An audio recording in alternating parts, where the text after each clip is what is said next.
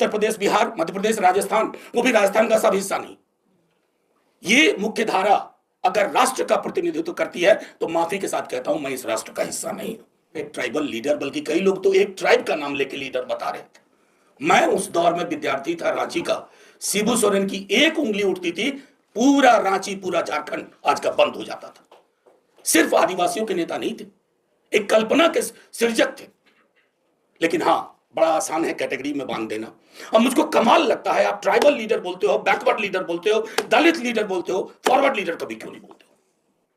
मेरी मूल भाषा हिंदी या हिंदुस्तानी जो भी कह लो, लेकिन हिंदी भाषी होने के कारण मैं मराठी से नफरत नहीं कर सकता, तमिल से नफरत नहीं कर सकता। इसलिए ये राष्ट्र एक सतत निर्माण की प्रक्रिया में है, और इस निर्माण की प्रक्रिया में जब कभी ये राष्ट्र बनेगा, पूर्णतः ये देश बनेगा, उसमें इन सारे योगदानों को हिस्सेदारी दी जाएगी आबादी की।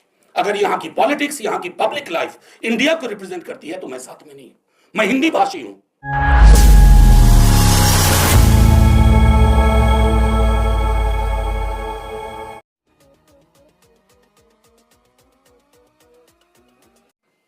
बाबा साहब और नेहरू को मैंने इतना कभी नहीं पढ़ा था उनके आने से पहले। हालांकि उनका इशारा और इरादा कुछ और है, लेकिन ये चीजें हो रही हैं। अब लक्ष्मण ने प्रोफेसर की डायरी लिख दी, जितेंद्र जी ने एक पूरे समाज का, जिसको हाशिए के भी पढ़े था, वो ला दिया। इसलिए हम लोगों को थैंक यू मोदी जी बोलना चाहिए। मैं दूसरी चीज कह रहा हूं, एक और चीज, हमारा समाज कितना बदला है। एक छोटा वाकया, सुकुमार साहब यहाँ, एक हाल में मैंने राज्यसभा में प्रश्न पूछा था फैकल्टी रिक्रूटमेंट का, जिसमें भयावह थी तमाम ओबीसीज, एससीज, एसटीज इन पर्टिकुलर। सुकुमार साहब ने उस आर्टिकल, उस डेटा पर पूरा एक नैरेटिव, सोशियोलॉजिकल पॉलिटिकल नैरेटिव, एक प्रमुख अंग्रेजी दैनिक में लिखा, और मैंने उसको शेयर किया ट्विटर हैंडल पे। और मुझे जो नीचे कमोबेश, जो कल भी एक अलग नीचे कहा कि तुझे पता है तेरा जन्म कहां हुआ है। मैं मुंह लगता नहीं आमतौर पर उस मीडियम में, लेकिन मुझे लगा कि कम से कम एक दो लोगों को यह कहूं कि यार मुझे पता है ऐसे देश में जन्म हुआ है जहां एक संविधान है, और जो संविधान के बाहर है वो मेरे चयन से बाहर है। जो संविधान में है मैं उसकी बात करूंगा। कई लोगों को बड़ी आपत्ति हुई थी ईडब्ल्यूएस रिजर्वेशन के दौरान। मैं आज भी कहता हूं मेरी आपत्तियां किस बात से थी कि संविधान में सामाजिक और शैक्षणिक आरक्षण का प्रावधान है, और 100 बार हम में से अधिकांश लोगों की, यहां मैं ऐसे चेहरे देख रहा हूं कि मंच से आप विलग नहीं हैं, आप सब अपनी अपनी लड़ाई लड़ रहे हैं, हमारे साथ लड़ाई लड़ रहे हैं। कई चेहरे मैं देख रहा हूं, सामाजिक और शैक्षणिक। और बार बार इस बात को इस मंच के तमाम लोगों ने दोहराया है कि आरक्षण गरीबी उन्मूलन योजना नहीं है, आरक्षण पॉवर्टी इरेडिकेशन प्रोग्राम नहीं है, आरक्षण बाबा साहब के नपे तुले शब्दों में प्रतिनिधित्व है। और दूसरी महत्वपूर्ण चीज, ऐसा क्यों है, मैं इनकार नहीं करता हूं अलग अलग जातियों में भी गरीबी होगी, लेकिन ऐसा क्यों है, शुक्रिया सुकुमार भाई, ऐसा क्यों है कि जब हम जाति जनजाति में जाते हैं नीचे की ओर गरीबी बढ़ती है, ऊपर कंसंट्रेशन कम होता जाता है। तो रिश्ता साफ है। और उस संदर्भ में तो मैं आपको देश की फिजा के बारे में ये बात कह रहा था कि माहौल क्या है। और यहां मैं थैंक यू नहीं बोलूंगा, क्योंकि मोदी जी ने 10-12 वर्षों में इस देश में एक ऐसा टोटलिटेरियन, अथॉरिटेरियन फलसफा दे दिया है, जहां अगर आप उनकी सोच से इत्तेफाक नहीं रखते तो सबसे माइल्ड वर्ड आपके लिए आप अर्बन नक्सली। मैं नहीं जानता कि अर्बन नक्सली, लेकिन अपने विद्यार्थी जीवन में नक्सली कुछ दिन रहा हूं, और इसका गर्व है मुझे, कोई रिग्रेट नहीं है मन में। नक्सली कौन होते थे? एक विजन तो था ना। आज की एक रिपोर्ट बता रहा हूं कि नक्सल आंदोलन के खात्मे का तथाकथित छत्तीसगढ़ में और अडानी का पेनिट्रेशन बढ़ना, दोनों एक साथ हो रहा है। कुछ तो वजह होगी, कुछ तो इस रिश्ते में गहराई होगी। ये समझना हम सब लोगों को जरूरी है, सब लोगों के लिए, कि ये जो एक पूरी पॉलिटिकल इकोनॉमी है गवर्नेंस की, ये नियो लिबरल पॉलिटिकल इकोनॉमी, ये अपना जस्टिफिकेशन ब्राह्मणिक पैराडाइम में ढूंढ रही है, और वो पैराडाइम किसी के लिए भी हितकर नहीं है। आदिवासी समाज, दलित, पिछड़े और किसी भी जाति के प्रगतिशील तत्वों, वोट किसी को दीजिए, वो आपकी चॉइस है, लेकिन संविधान के अंदर उस दायरे में अगर आपकी सोच नहीं है तो आप सबसे बड़े एंटी नेशनल है। आप दूसरों को एंटी नेशनल ना बोले, आप एंटी नेशनल है, क्योंकि मेरा देश संविधान से चलेगा, किसी संघ के विधान से नहीं चलेगा। दो तीन छोटी छोटी बातें, मुझे 5 बजे एक मीटिंग और है पार्लियामेंट में, वाइस प्रेसिडेंट साहब ने हमने एक कैंडिडेट दे दिया है और उससे संबंधित एक मीटिंग है। देखिए, औपनिवेशिक इतिहास की किताब पर बहुत सारी चीजें, मैंने कह दिया कि ये किताब, इसके अंग्रेजी संस्करण जब इसका आएगा तो भी मैं मौजूद रहूंगा, क्योंकि ये किताब कई भाषाओं में जानी चाहिए। और जब मैं इस बात से सहमत हूं कि ट्राइब, शेड्यूल्ड ट्राइब, अनुसूचित जनजाति, आदिवासी, ये एक होमोजीनस कैटेगरी नहीं है, लेकिन कुछ समानताएं भी, समानताएं हैं, और उन समानताओं को अंडरलाइन करना होगा।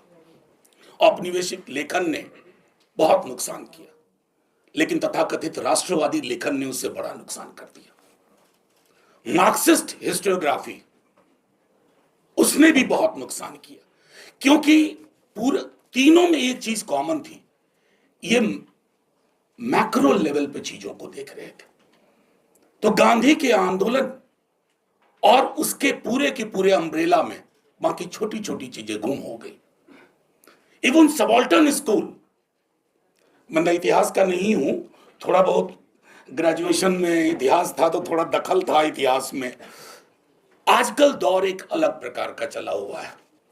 एक इतिहास लेखन में एक विधा होती है काउंटर फैक्चुअल इमेजिनेशन, यानी आप कल्पना करते हो, अगर सीजर रूबिकॉन क्रॉस नहीं किया होता तो इतिहास क्या होता। जैसे हमारे प्रधानमंत्री जी लाल किले से इसी बार 15 अगस्त को उन्होंने बहुत कल्पना की।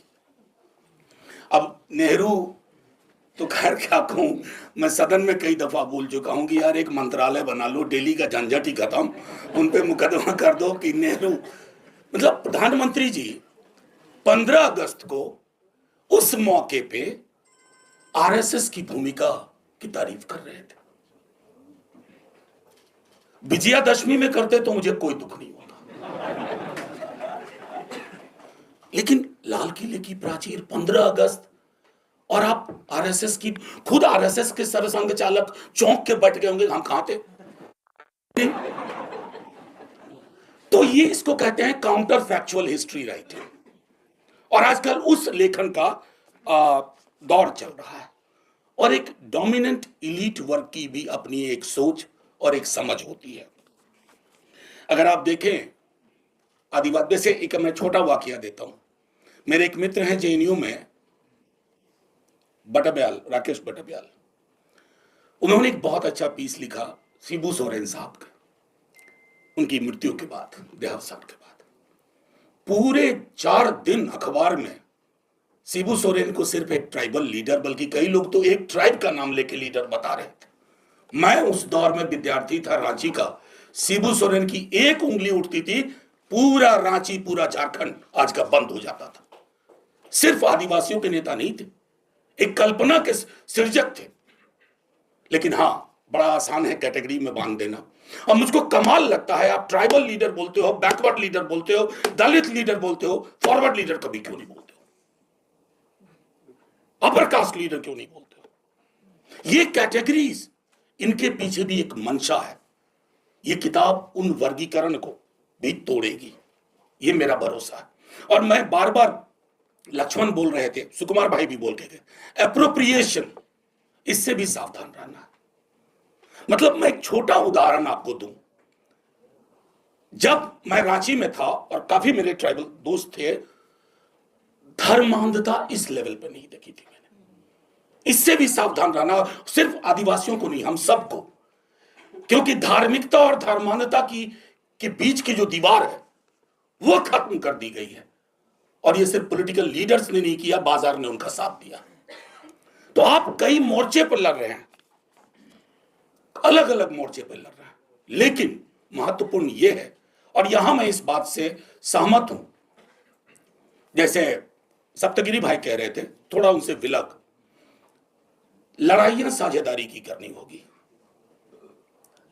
सॉलिडारिटी की करनी।